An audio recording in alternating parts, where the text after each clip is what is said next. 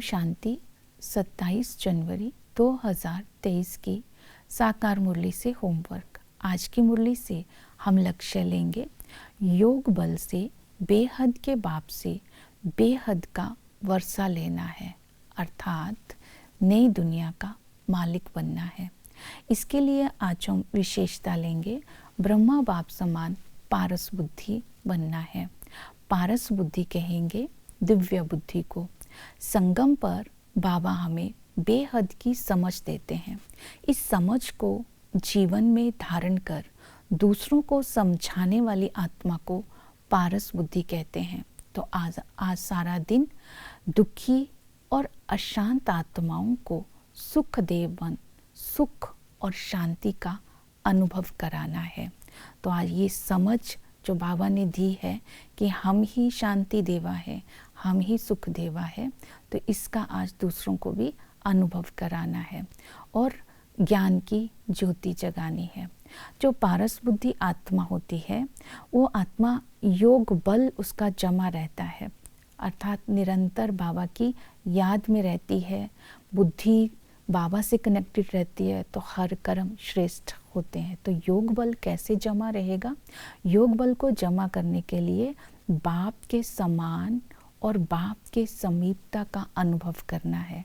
हर कर्म करते हुए, हर संकल्प से, हर बोल से, हर संबंध से बाबा की समीपता का अनुभव करने के लिए बाबा के साथ रहना है और बाबा के सहयोग और स्नेह का अनुभव करना है।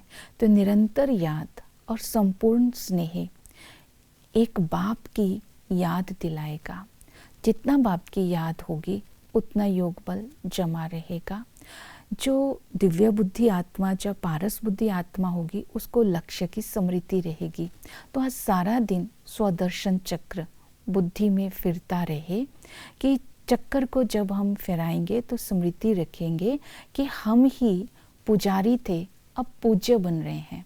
आज की मुरली में बाबा ने कहा यही है स्वदर्शन चक्र। तो हम अपने 84 जन्मों को स्मृति में लाएंगे कि ये ड्रामा अब पूरा हुआ, ये ड्रामा फिर से रिपीट होना है।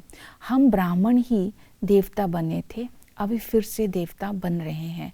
ये स्मृति में बार बार रहने से बाबा की याद रहेगी, लक्ष्य की याद रहेगी और हम दूसरी आत्माओं को भी बाबा की याद दिला सकते हैं। पारस बुद्धि आत्मा हमेशा ही नष्टो मोहा होती है। तो बाबा ने कहा किसी भी देहधारी को याद नहीं करना है। 21 पीढ़ी का वर्षा लेने के लिए निरंतर बाप की याद में रहना है। तो बाबा की याद में रहने के लिए आज बाबा ने स्मृति दिलाई स्व का और पिता का यथार्थ परिचय। मैं बिंदु निराकार हूँ, मैं आत्मा परम धाम में रहती हूँ, मेरा नाम शिव है। तुम भी बिंदु निराकार हो, तुम आत्मा भाई भाई हो। तो यथार्थ स्वयं का और बाप का परिचय हो तो याद बहुत पावरफुल होगी और योग का बल जमा रहेगा। बेहद सृष्टि के हम मालिक बन रहे हैं। वहाँ सतयुग में और कोई धर्म नहीं होता, शास्त्र नहीं होते, पूजा नहीं होते। हम ही नर से नारायण बनते हैं, विश्व का मालिक बनते हैं। तो वर्षे को दिलाने वाला भी स्वयं निराकार बाप है। तो बाप और वर्षे की याद से हमारी याद निरंतर रहेगी, क्योंकि बाबा हमें दुखों से लिबरेट करता है, हमारा जीवन हीरे जैसा बनाता है, हमें पुजारी से पूज्य बनाता है। तो ऐसे बाप को याद करना और ही सहज हो जाता है।